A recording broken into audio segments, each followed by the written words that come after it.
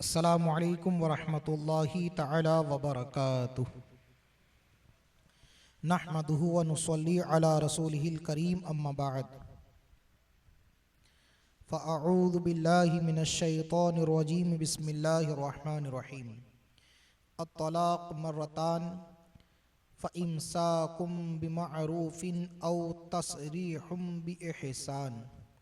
सदक़ल्लाहु मौलानल अज़ीम व बल्लगना रसूलुहुन नबियुल अमीनुल मतीनुल करीम व नहनु अला ज़ालिका लमिनश शाहिदीन व शाकिरीन वल्हम्दुलिल्लाहि रब्बिल आलमीन। मोहतरम सामीन किराम, दरसे बहार शरीयत में तलाक़ के मसाइल का सिलसिला जारी व सारी है।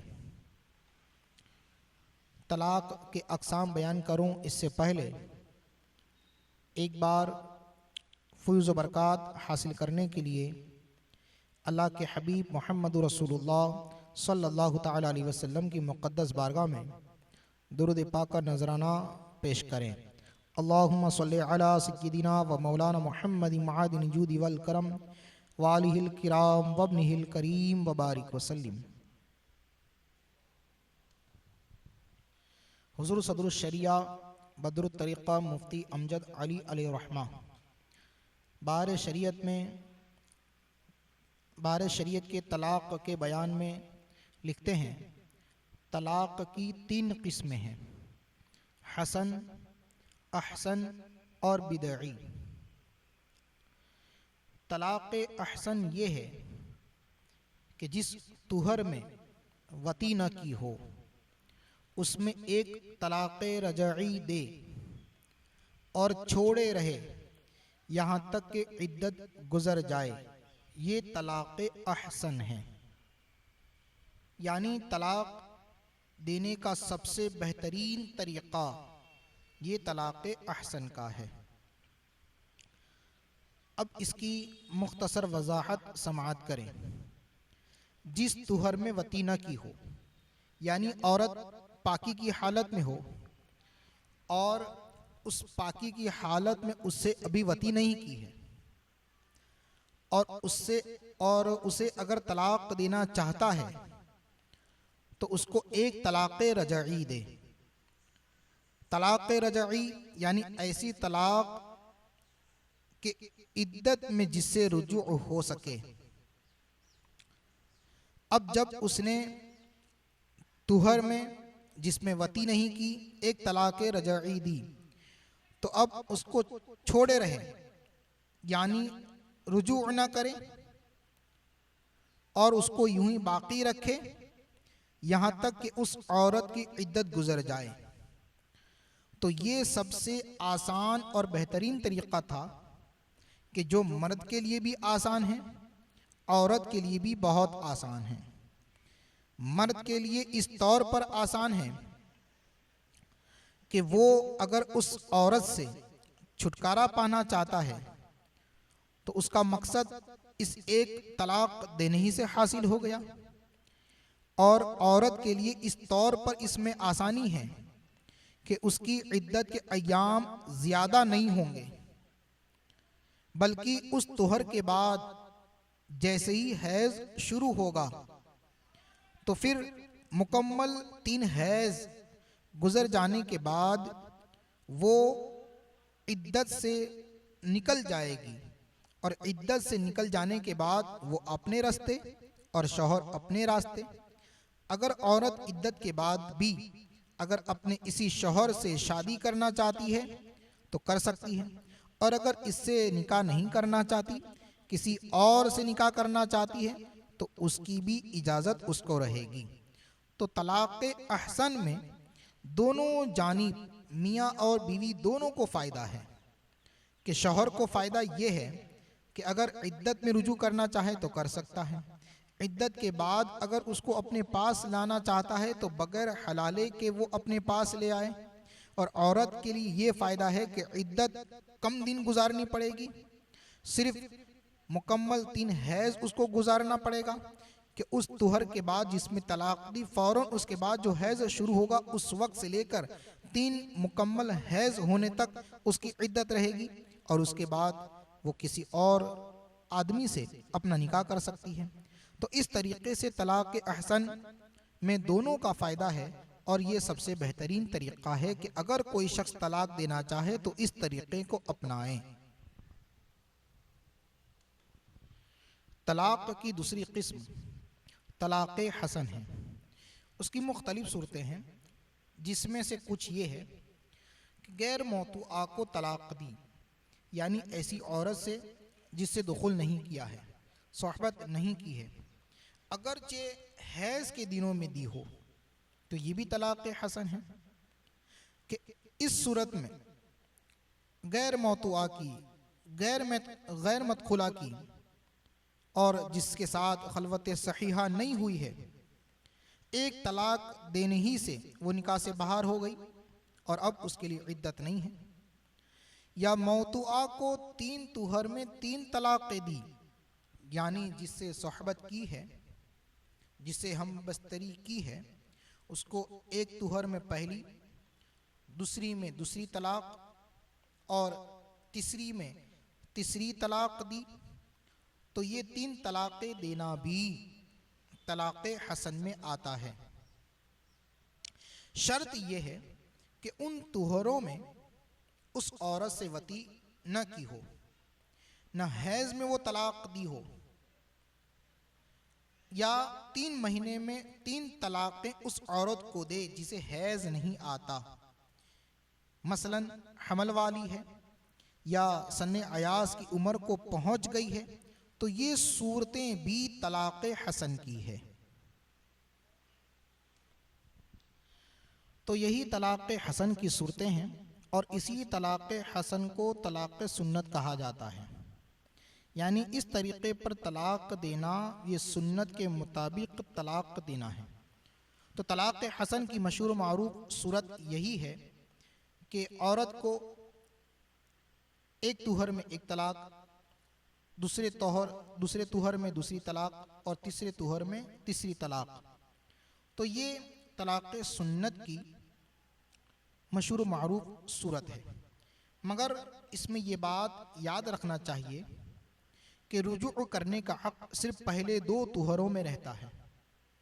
तीसरी तलाक़ देते ही रुजू का हक़ बाकी नहीं रहता, यानी अब उससे वो रजअत नहीं कर सकता। हालांकि इद्दत अभी तकरीबन 1 माह बाकी रहती है, मगर चूंकि वो हर एक तुहर में एक एक करके 3 तलाक़ें देने का जो उसका हक़ था वो अदा कर चुका है, और 3 तलाक़ें देने के बाद अब बगैर हलाले के वो अपनी बीवी को वापस अपने निकाह में नहीं ला सकता। तो ये मुख्तसर के तौर पर तलाक़ हसन की सूरतें हुई। तलाक़ की तीसरी किस्म तलाक़ बिदअत है, जिसे बिदई कहा जाता है। उसकी सूरत यह है कि एक तुहर में 2 या 3 तलाक़ें दें, 3 दफ़ा में या 2 दफ़ा या एक ही दफ़ा में खा 3 बार लफ्ज़ कहें तलाक़ तलाक़ तलाक़, या यूं कह दिया कि तुझे 3 तलाक़ें, या एक ही तलाक़ दी मगर उस तुहर में वती कर चुका है, या मौतूआ को यानी जिसे वती कर चुका है उसको हैज़ में तलाक़ दी, या तुहर ही में तलाक़ दी मगर उससे पहले जो हैज़ आया था उसमें वती की थी, या उस हैज़ में तलाक़ दी थी, या ये सब बातें नहीं मगर तुहर में तलाक़ बाइन दी, तो ये तमाम सूरतें तलाक़ बिदई की है। तो चूंकि यक बारगी 3 तलाक़ें दे देना, या यक बारगी 3 दफ़ा में 3 लफ्ज़ तलाक़ तलाक़ के बोलना, या तुहर में तलाक़ दी मगर उससे पहले वाले हैज़ में वती की थी, ऐसे तुहर में तलाक़ दे देना, चूँकि ये ममनू है, मना है, मकरूह है, और इससे दोनों तरफ नुकसान ही नुकसान है। शौहर की जानिब से इस तौर पर नुकसान है कि शौहर जब उसने 3 दफ़ा में जो है कि तलाक़ दे दी, 3 तलाक़ें, या एक ही दफ़ा में एक ही लफ्ज़ से तीनों तलाक़ें दे दी, तो अब बगैर हलाले के वो शौहर अपनी बीवी को अपने निकाह में वापस नहीं ला सकता, उसके लिए हलाला ज़रूरी हो जाएगा। और औरत के लिए नुकसान ये है कि अगर उसको वापस अपने शौहर के पास जाना है तो उसके लिए ज़रूरी ये है कि वो पहले किसी गैर महरम से, गैर मर्द से निकाह करे और हलाला के जो स्टेप है उसको पहले पूरा करे, बादहू वो दोबारा निकाह करके अपने शौहर के पास जा सकती है पहले वाले। और उसके अलावा तुहर में वती कर के तलाक दी तो अगर बाई चांस अगर उसको हमल ठहरा है तो आप अंदाज़ा लगाएं कि अब उसकी इद्दत का जो वक्त है वो बच्चा पैदा करना होगा। तो जाहिर सी बात है कि पहले तुहर में जिसमें वती की है तलाक दी, अगर इसी महीने में उसको हमल ठहर चुका है तो फिर अब उसकी इद्दत 9 महीने तक रहेगी। तो ये भी खामखा औरत पर एक जुल्म होगा। इस बिना पर तलाक़ बिदई की ये तमाम सूरतें मना हैं, मकरू है, इसी वजह से उसको तलाक़ बिदई कहा जाता है। अलबत्ता हम तमामी उलमाए अहनाफ का इस बात पर इत्तेफाक है कि चाहे तलाक़ हसन हो या अहसन हो या तलाक़ बिदई हो, ये तमाम की तमाम तलाक़ें पड़ जाती है। तो अगर किसी ने तलाक़ हसन दी तो वो भी पड़ जाएगी, अगर किसी ने तलाक़ अहसन दी तो वो भी वाक़े हो जाएगी। यूं ही अगर किसी ने तलाक़ बिदई दी, अगरचे मकरू है, अगरचे ऐसी तलाक़ देना मना है, अगरचे शरअन नापसंदीदा है, मगर फिर भी ये तलाक़ वाक़े हो जाएगी और तलाक़ के अहकाम इस तलाक़ बिदई में भी जारी होंगे। तलाक़ के लिए शर्त यह है कि शौहर आकिल हो, बालिग हो। लिहाजा अगर तलाक़ देने वाला शौहर नाबालिग है या पागल मजनून है तो नाबालिग शौहर या पागल मजनून शौहर न खुद तलाक़ दे सकता है अपनी औरत को, न उसकी तरफ से उसका वली अपनी औरत को तलाक़ दे सकते हैं। अगर नाबालिग शौहर ने अपनी बीवी को तलाक़ दी तो ये वाक़े नहीं होगी। यूं ही मजनून पागल शौहर ने अपनी बीवी को तलाक़ दी तो उसकी भी तलाक़ वाक़े नहीं होगी। अब यहाँ पर दो मसले खूब वजाहत के साथ बयान किए जाते हैं, बगौर समाअत करें। एक है पागल मजनून कि जिसकी अक्ल जाती रहती है, उसने तलाक दी, और दूसरा शख्स है शराबी या नशा करने वाला कि नशा करने की वजह से या शराब पीने की वजह से उसकी अक्ल जाती रही। इन दोनों ही सूरतों में पागल मजनून शौहर की भी अक्ल जाती रही और नशा करने वाले शराब पीने वाले की भी अक्ल जाती रही। और एक शौहर मजनून पागल है, उसने भी अपनी बीवी को तलाक दी, और दूसरी तरफ शराबी शराब पीने वाला है, नशा करने वाला है, उसने भी अपनी बीवी को तलाक दी। दोनों ही सूरतों में दोनों ही की अक्ल जाती रही है, यानी उस वक्त वो अक्ल से काम नहीं ले रहे। लेकिन पागल ने जो तलाक दी तो उसकी तलाक अपनी बीवी पर वाक़े नहीं होगी, नहीं पड़ेगी, उसको नहीं गिना जाएगा। लेकिन शराबी ने अपनी बीवी को जो तलाक दी तो उसकी तलाक पड़ जाएगी। नशा करने वाले ने अपनी बीवी को जो तलाक दी तो वो तलाक वाक़े हो जाएगी। इन दोनों मसलों में फ़र्क क्या है कि दोनों ही सूरतों में अक्ल जाती रही, मगर क्या वजह है कि पागल की तलाक, मजनून की तलाक तो वाक़े नहीं हुई, नहीं गिनी जाएगी, और शराबी की तलाक पड़ जाएगी, उसको शुमार किया जाएगा। तो हमारे उलमाए किराम उसकी नफीस वजह तहरीर फरमाते हैं और इरशाद फरमाते हैं कि पागल की जो, मजनून की जो अक्ल गई है वो कुदरती तौर पर है, उसमें उसका दखल नहीं है। अब कुदरती तौर पर जो बात वाक़ई हुई, कुदरती तौर पर जो उसकी अक्ल जाती रही जिसमें उसका दखल नहीं है, तो अब वो अपने तमाम मामलात में माजूर रहेगा। लिहाजा पागल ने अगर तलाक दी तो इस सूरत में तलाक वाक़ई नहीं होगी, क्योंकि वो माजूर है, पागल है, मजनून है और उसकी अक्ल जाते रहने में उसका कोई दखल नहीं है। इस बिना पर उसकी तलाक वाक़ई नहीं होगी। बरखिलाफ शराबी के और नशा करने वाले के कि उसकी जो अक्ल गई तो वो उसके हाथों का किया था, अपने हाथों की करतूतें थी कि उसने जानबूझकर शराब पी, जानबूझकर नशा किया, जिसकी वजह से उसकी अक्ल जाती रही। इसमें कुदरत का दखल नहीं है और इस मामले में उसको माजूर भी नहीं माना जाएगा कि कुदरती तौर पर उसकी अक्ल जाती रही।